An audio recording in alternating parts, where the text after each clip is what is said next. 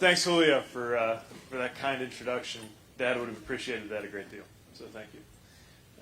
And thank you for choosing to become a teacher. The one thing even more important, I think, than working in politics right now is to educate the next generation at a time like this. Thanks to all of you for being here to talk about where our country is headed at a moment of unbelievably great consequence and what it means in a community like Denison and what it means for Americans everywhere. I'm running for president because I believe that the moment we're in right now is going to decide what the rest of our lifetimes are like in this country. Even now, we may be underreacting a little bit to just how important this is. But that also means that we have an opportunity. We have power placed in our hands right now, especially you, especially Iowa, which, as you know, has a certain thumb on the scale when it comes to the American presidential process. And so much depends on us getting this right. I want to begin by asking you to paint a picture in your own mind in as much detail as you can. And that is what it's going to feel like the first time that the sun comes up over our country and Donald Trump is no longer the President of the United States. Just let that image sink in a little bit.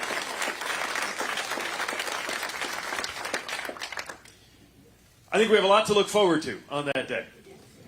Just putting that chaos behind us, putting this daily drumbeat of news about corruption and indictments, and just putting that behind us. The tweets, I think we're all ready to move on from the tweets. But the real reason I'm asking you to picture that day is as a reminder of the challenges that are going to be waiting for us on that day. It's not like everything's going to suddenly get better. We're going to have a lot of work to do as a country. On one hand, the sun's going to come up over a country that will be even more divided than it is now. Just think about everything we've been coming through. Think about everything we're about to go through as a country. And the sun's going to come up over a nation that will be even more dangerously polarized than we are today, exhausted from fighting, and in need of somebody who can help bring us together. And at the same time, something else will be true, which will be these major issues, crises, really, will still be with us. They're not taking a vacation for the impeachment process. We're still going to have a gun violence crisis to where kids are learning active shooter drills in school before they learn to read. We're still going to have an economy where stock market's looking good on TV, but more and more Americans find that our income is not keeping pace with the cost of health and retirement and education.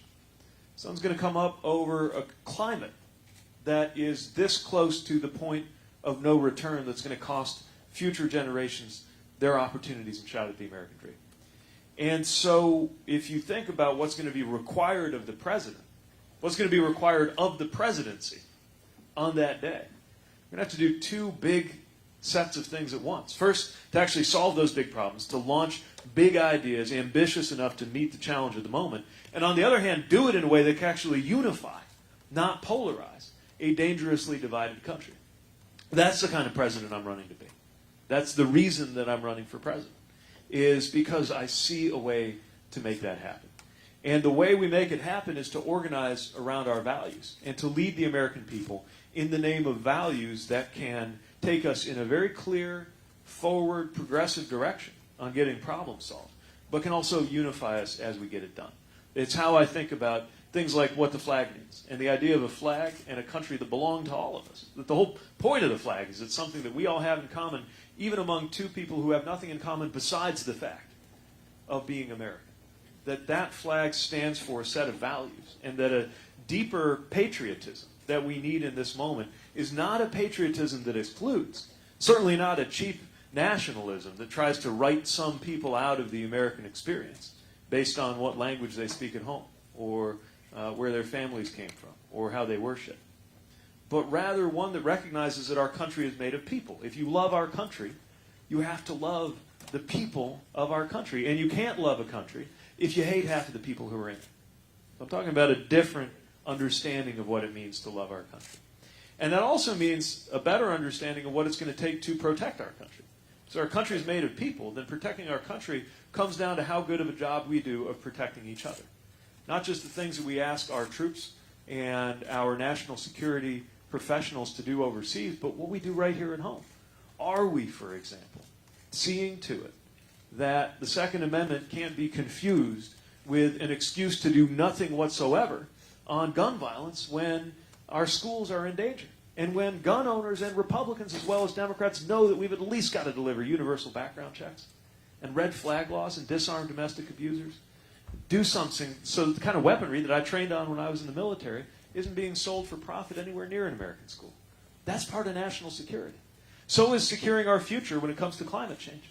Making sure that the climate does not turn into an obstacle for people to be able to get ahead, especially as we look to our future.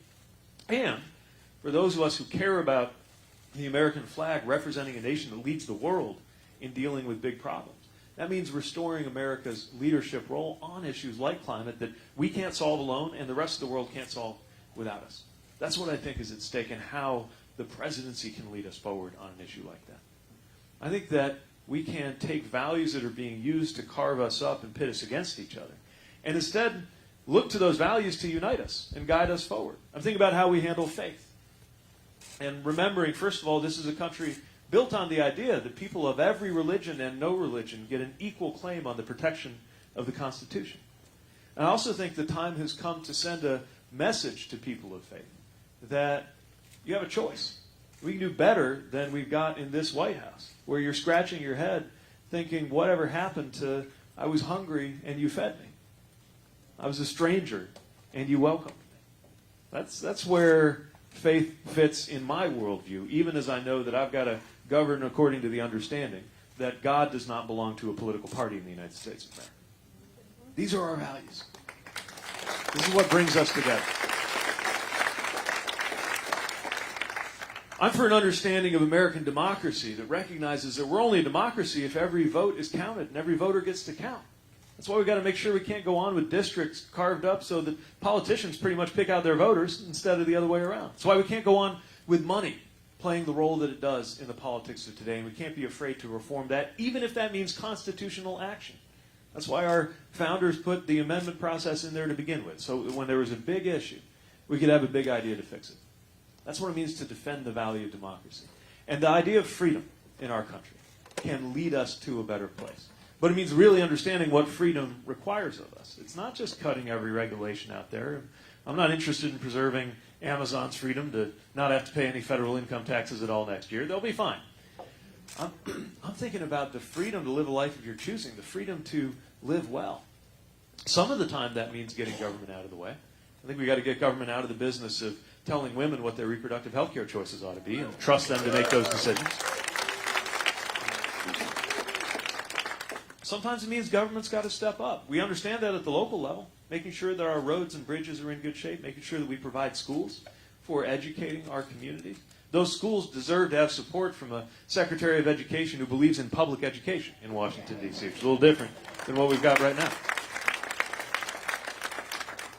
But also, I don't think you're free if you don't have health care. And that's why I believe we need to step up and deliver it. Now, the way I would do it preserves individual freedom. So we call it Medicare for all who want it. In other words, we take a version of Medicare. Everybody can get in on it. But I trust you to decide whether you want it. And if you'd rather be on the plan you've got, fine. The important thing is that one way or the other, we make sure that every American gets health care. And when we do that, we're respecting freedom and solving the problem. This is how we can get issue after issue addressed, and there's not a moment to lose. We are running out of time to fix problems that threaten to sink the American project. Institutional racism and racial inequality could sink the entire American project if we don't deal with it in our lifetime. The need to deal with the accelerating deaths from despair that are happening amid a crisis of belonging in our country could be a huge threat to our future. But if we get it right, we know we can change that. If we realize that addiction is not something that you can criminalize and arrest your way out of, we realize the importance of feeling free to talk about mental health challenges the same way we do about physical health challenges. That can make all the difference in the world, and I believe we could save 1 million lives in the next decade just by cutting the number of deaths from despair in half. We can do that, and we cannot lose a moment in doing that. We can't lose a moment in tackling any of the major crises that we have seen, that Washington has seen gathering for a long time, but hasn't done nearly enough about. You know, for a long time we've known, as a matter of basic scientific law, that everybody gets older. But you wouldn't know it based on the lack of planning that has happened around aging in Washington. Now, I might seem like an unlikely character to be the retirement and Social Security guy, but I want to make sure Social Security is in good shape at least long enough till when I'm collecting it. And that's why we got a plan to do just that, to make sure that it is protected and funded for the future without cutting benefits. And that's why we got to do something about long-term care and making sure that there is a long-term care benefit for every American who needs it. That's what our Long-Term Care America plan will deliver, even as we also work to support caregivers. And I'm talking about people in the line of work of caregiving who are not paid nearly enough. And this is a matter of fairness, too, because most of them are women and workers of color disproportionately. But I'm also talking about caregivers right in this room who haven't been paid a dime for it. That's still work. And that is why we need paid family leave in this country. And it's why I'm proposing that Social Security give credit for anybody who steps out of the workforce to take care of a loved one. Because that's work and we ought to honor it as such. This is what our country can do. This is what our presidency can do if it's in the right hands. I'm offering you a presidency where you can turn on the news, look at the White House, and feel your blood pressure go down a little bit instead of up through the roof. Because there's more to this than fighting. Yes, we got to fight sometimes. And I'm not afraid of a fight, to stand up for what we believe in and make sure that we take on those who stand in the way. But I'm never going to let us get to where we think fighting is the point. The point is what lies on the other side of the fight. The idea is to come through the fight as quickly as possible to get to the destination. And the destination that I believe in is an American experience that is defined not by exclusion, but by belonging. And I believe that's what the presidency is for, to create that experience in our culture and in our policies. It's what that office could be used for if we understood it in the right way. I believe the very purpose of the presidency is not to glorify the president, but to unify and empower the American people. And that's why I'm running, and that's why I'm asking you to talk this way.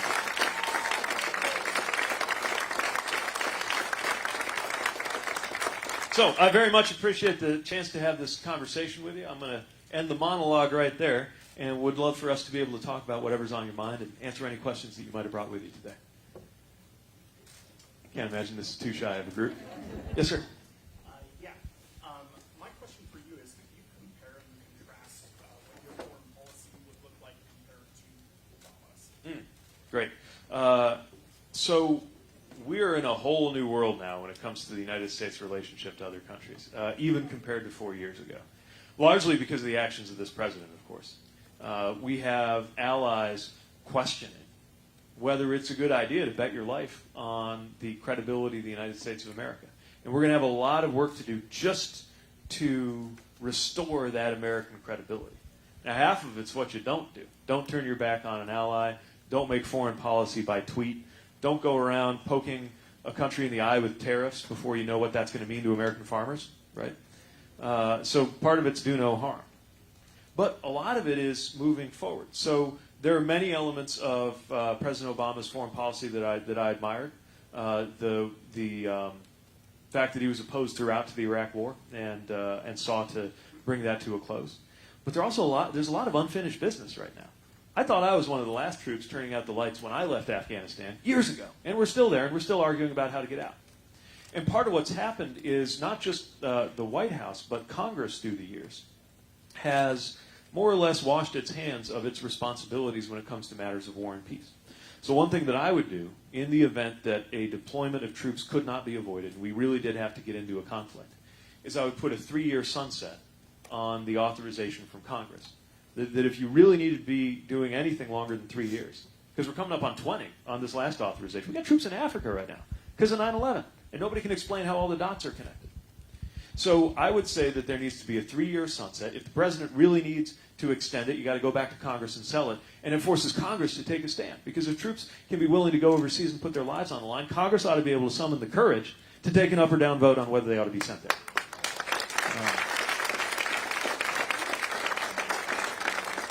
The other thing I'll mention is global climate diplomacy. Because, again, we can't solve this issue on our own. We're less than a fifth of the emissions around the world. But the world can't solve it without us because we're the biggest economy in the world. And frankly, I think this is a pretty good chance to gain our credibility back. Because Imagine, it's hard to think of something that puts us more on the front foot with China than having climate be something that matters. And if we are leading the world, for example, leading the world on how farming can be part of the solution through cover crops and soil management and negative carbon farming, if we're leading the world not just in technological development, but in making this part of our relationships with other countries, I believe that is part of how we recover the moral authority that has been so badly squandered by this president. Yes, ma'am. One of the biggest issues around here is we have very poor broadband service here. What is your plan to deal with that for us? So there's a lot of talk about infrastructure, right? And people think roads and bridges, and we need roads and bridges, but a lot of infrastructure right now is digital. And, you know, these days, in order to complete your homework, you need it. We're talking... Farmers need it really bad. Absolutely. Farmers need it. There you go. Yeah. And for medical purposes. You know, I was at a community health center in Montgomery County yesterday. They got a great kind of pairing with a specialty center where if somebody comes in with a stroke, they can treat them right away, but then they have this kind of robot telemedicine gadget that can connect them up to a specialist that can get them specialty attention for the stroke while they're right there, and often save them and their families an hour-and-a-half trip to go see a specialist. But those kinds of medical possibilities, knowing how rural areas are underserved, only exist if you have the broadband connection. So we've got to make sure that every community, every home has access. Some will be by fiber, some will be by wireless, but one way or the other, we've got to do it. And we've seen the power in our own community in South Bend, where we have unlocked potential by extending fiber and internet access and Wi-Fi to public housing projects and to underinvested neighborhoods and community centers, helping kids get ahead. So I'm proposing that we invest $80 billion, which is what it would take to get every person in America a chance to be connected. Now, half of that we can raise just by auctioning off spectrum that the government's been holding on to for a long time. And we can do that in a responsible way and raise about $40 billion of the revenue that we need. The other 40 will come from things like how I was saying earlier that some of the largest corporations in the world need to start paying their fair share. We can do this if we want to. We just got to decide it's a priority, and when I'm president, it will be. It's a monopoly. And, you know, we don't have the cell towers there. Yeah. And we need 5G, Right. you know. Right. And by the way, there's some. I want them to help pay for it. Yeah, yeah, and there's a lot we can do to break those monopolies. I mean, first of all, we got to enforce on monopolies more anyway. Right. But this is another example where public options can make a big difference. So people think public option, you always think about healthcare. But there's a lot of different areas where public options can make a difference. Another example would be part of our plan for retirement is a public option 401k. And broadband's a good example too.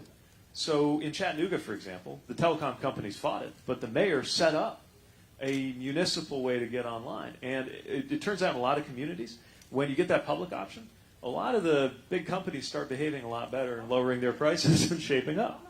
Omaha, okay, great. Omaha's like the information superhighway. Yeah, yeah, and it's the coin of the realm right now. It creates economic opportunities, so we've got to deliver it. We've got to have a set of policies that empowers communities seeking to get their members online. Great job. Thank you. Yes, ma'am.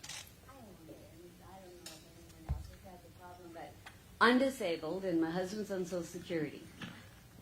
I can't get disability pay because my husband makes over $1,050 a month. Can you live on $1,000 a month? I don't know who can. It's so frustrating. I'm sorry you're in that situation. And yes, we can do something about it. Because, of course, what it's doing is it's sending a signal to not work, which is the wrong message to send. And so we can change the way that the benefits are set up so there isn't such a cliff that if you get past a certain amount of income, you're not getting any support at all from SSDI.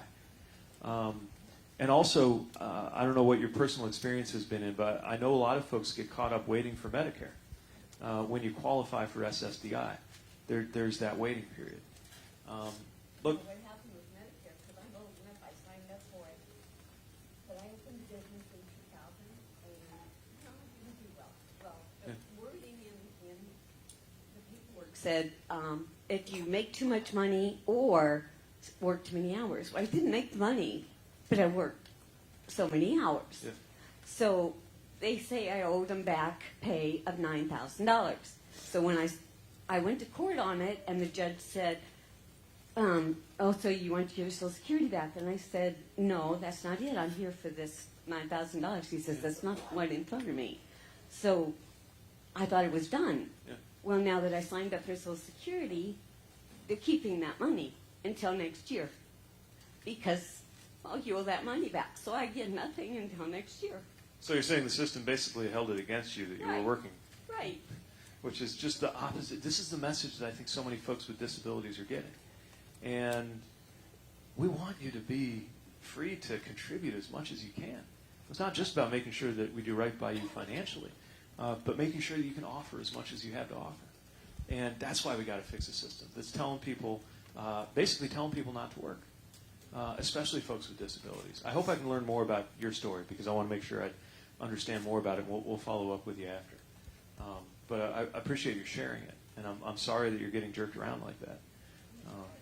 No, of course. What was your small business? It started out as a consignment because I got a grant for Women with Disability program. Okay. And they gave me $10,000 for like computer stuff and that, and then $10,000 to get set up. So I did consignment because I didn't have to buy things. Well, eventually it built up a little bit, and I started a few antiquing things. Well, then I think I was good for about a year, and then I had to close the business in 2008 because it just was Yeah, nothing. that was a tough year to be in. If I had one person in, I was lucky a Yeah. day, and then no sales. So what do? You can't stay open, Right. So So if you had more than that $1,000, what would you be able to do differently? pay the bills, not trying to sell everything that we have to Yeah. stay afloat. Right. And we've got to do better as a country. The message that you're getting and the position you're being put in by the system is just wrong. So, again, I want to follow up and make sure I'm able to best explain in your specific case how it would make a difference. What I can tell you right now is that we're going to get rid of that cliff with disability and Social Security that basically tells people not to work. When, if you're able and you want to, even with a disability, if you're in a position to contribute, we want to give you every opportunity to do that. And I tried, but it's hard. Of course. And I can't be alone in it. Maybe I am, but No, well, you're not the only person who's shared a story like this, and it's so frustrating. And it tells you that the system was maybe put together with good intentions, but it's gotten so crosswise. And again, I hope to learn more about your story so we can make sure that's part of the plan going forward. And thanks for sharing it. Thank you.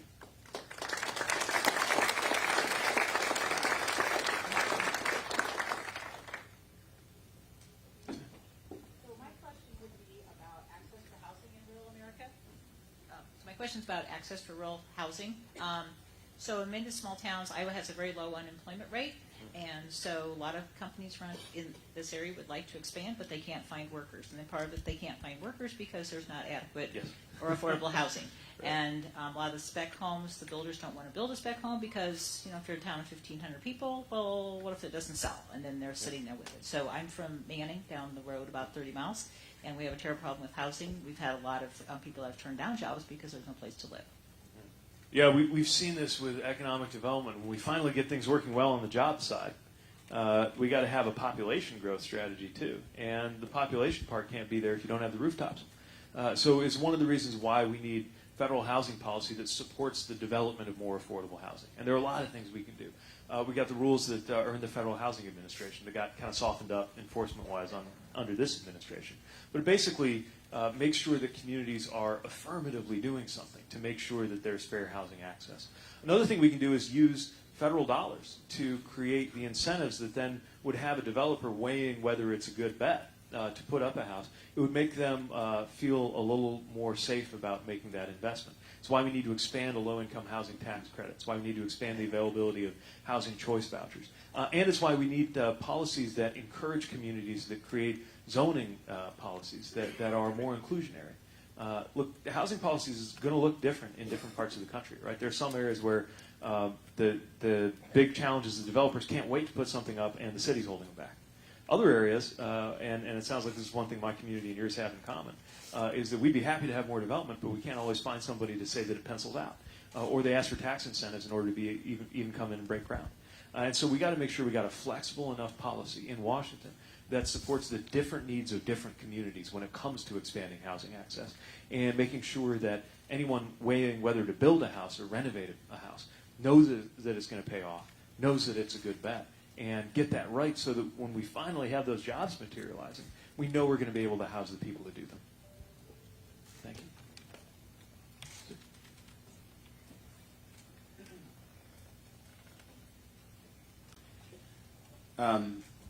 Medicare for all. I think the general population is afraid of Medicare for all because they basically really don't understand it. Can you explain how your Medicare for those who want it would work? Yeah. So the idea here is that, kind of like I was saying earlier on internet, I think it's the same thing in healthcare. We got to make sure that everybody has a quality alternative. And this Medicare for all who want it plan I would create would resemble Medicare as we know it, although Medicare as we know it needs to go through some fixes too, as we know. A lot of improvements need to be made under the hood when we think about out-of-pocket costs, a lot of work to do.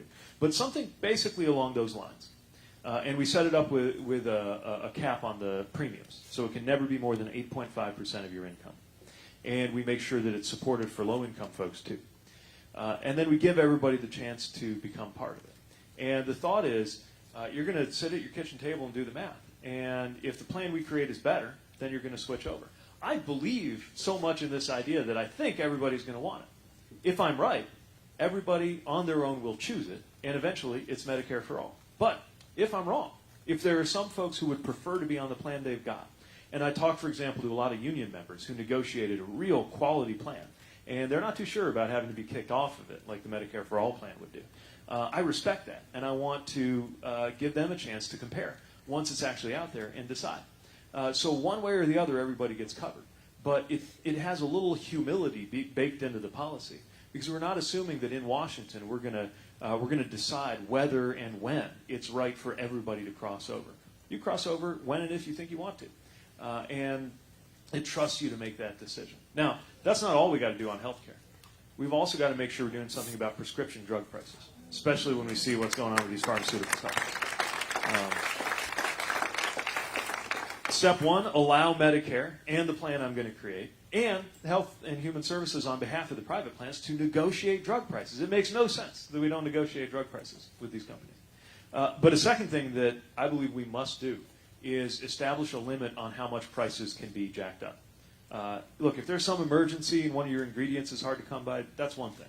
But what we see going on with a lot of these medications is the prices are being inflated because they can, because they think they can get away with it.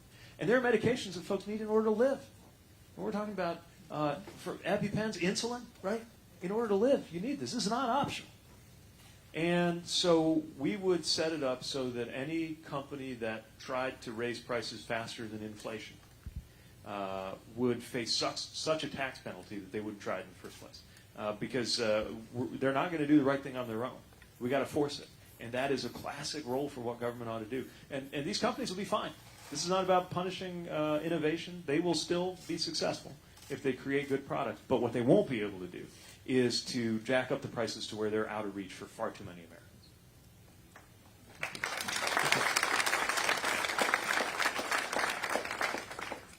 If I understand right, they're working on voting on the USMCA trade deal, and until that's ratified, we are still trading under NAFTA.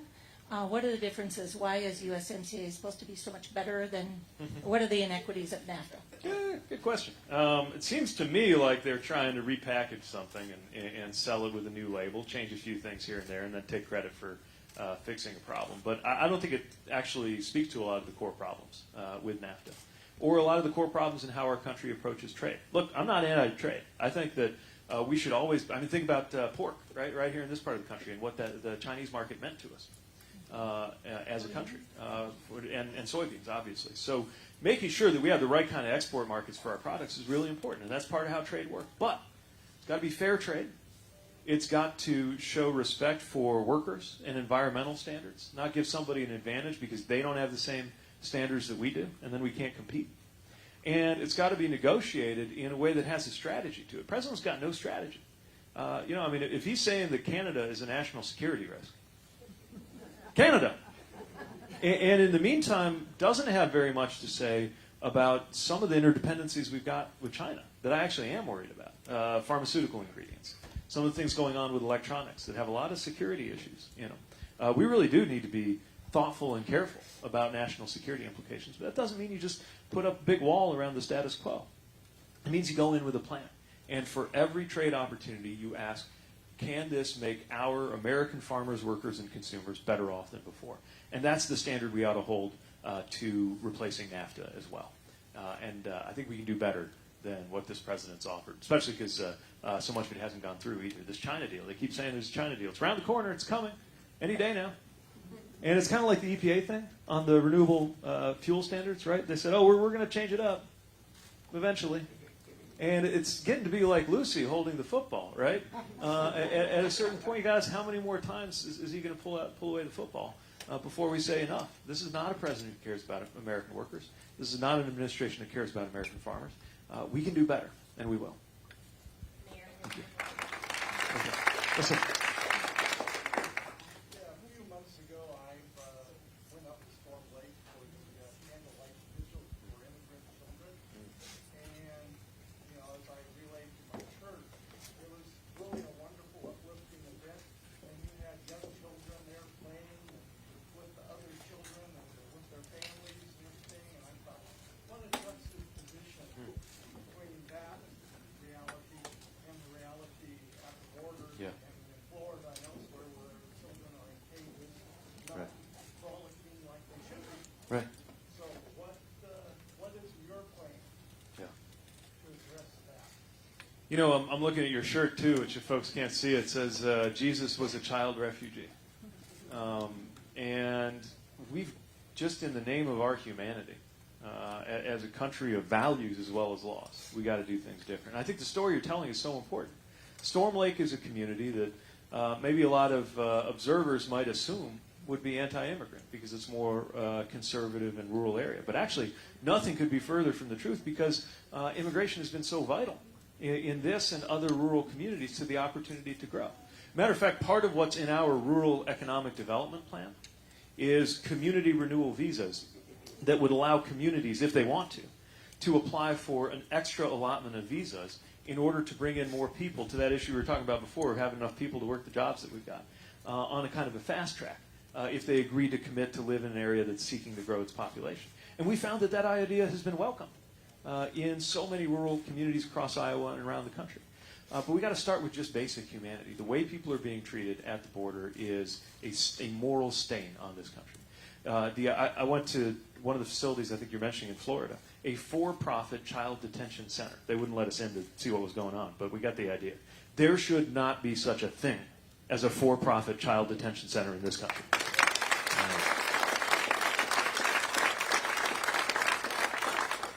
And I can't imagine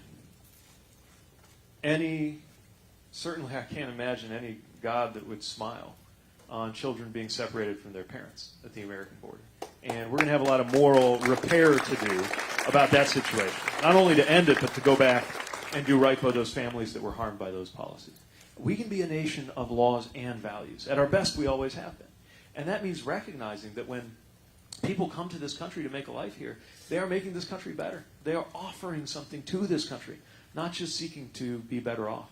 But especially when people are fleeing for their lives, coming for asylum, which, by the way, is their legal right to seek asylum. We're not talking about anything illegal. We're talking about people exercising a right. But more than that, many of those people here exercising a right just might also be bearing a gift. And we've got to remember what we can gain by responsibly welcoming those who are here because we're in a broken world. And what America can do is not about doing a favor. It's about building up one another. And our communities from Storm Lake to South Bend are stronger when we open our arms and when we handle things in a way that is true to our deepest values. And I think most people get that. We just can't seem to get it through Congress, which is one of the reasons why we need real, full reform. We can't let this be a political football because this is about who we are, how we treat people. And there's a common sense way to do it that's also consistent with everything we need to take care of in our economy and in our security here at home.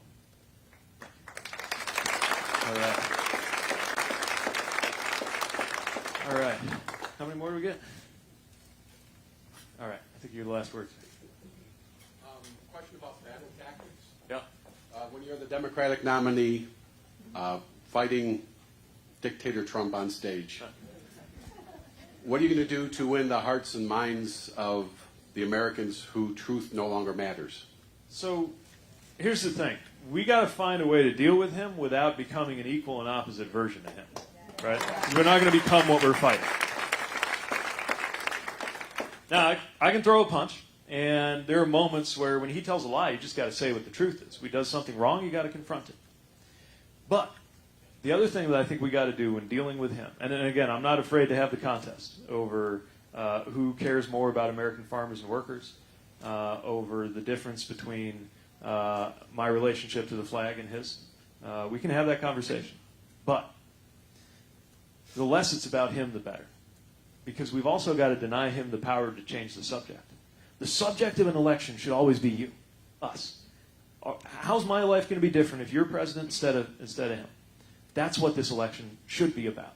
And we have the best answers on that. We're the ones who are trying to get you a raise. We're the ones making sure you got health care. We're the ones who are going to grow our community. We got a vision on paid family leave and elder care, all of the things we got to fix as a country. And the people are with us. We got an American majority right now. If we don't blow it up, we got a strong majority to do the right thing on issue after issue after issue. And so I'm going to make sure that razzle-dazzle machine doesn't completely take away from our ability to answer the fundamental question on every voter's mind, which is, am I going to be okay? And how's my life going to be different? My politics is about everyday life. And the way that the decisions that are made in those buildings in Washington come into our lives. Because that's been my experience. On everything from health care and everything good and bad in our healthcare system and how that affected my family, to the simple fact that my marriage exists by the grace of a single vote on the United States Supreme Court. I come to politics as one who believes that it only matters because of how it hits us in the everyday. And that will be my North Star in dealing with him or any other competition between now and Election Day in November. All right. So I just got the high sign that our time is up, but I'm so thankful to be with you. And if you care about this message, if you see where we are trying to lead the country, if you can envision a better day where we're moving forward with bold action and also unified as we do it, I hope you'll spread that sense to people you know. I hope you reach out to folks, not just stay in touch with Julio and our team on the ground, but reach out to folks in your life who maybe have tuned politics out, maybe have just given up on the idea that it's going to make a difference in their lives. Now's the time. And I know the idea of hope went out of style a little bit in our politics. But now's the time to spread the sense of hope that you actually need in order to do politics at all, in order to be involved in running for office. That is an act of hope. And you only do it if you think it matters. Who gets into those offices? Who gets their hands on the machinery of government? And what values are in their heart as they make those decisions? I am propelled by the hope that we can have a much better day ahead than where we are right now. That we'll look back on 2020 with pride. That we will stand taller thinking about our politics. Not feel exhausted, but feel proud about the things we can achieve together. If we do that, then we will be so glad for the steps that we took now.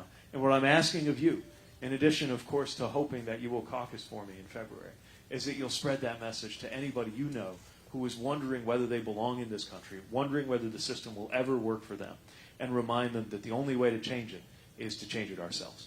So thanks so much for the chance to be with you, and hope to keep in touch.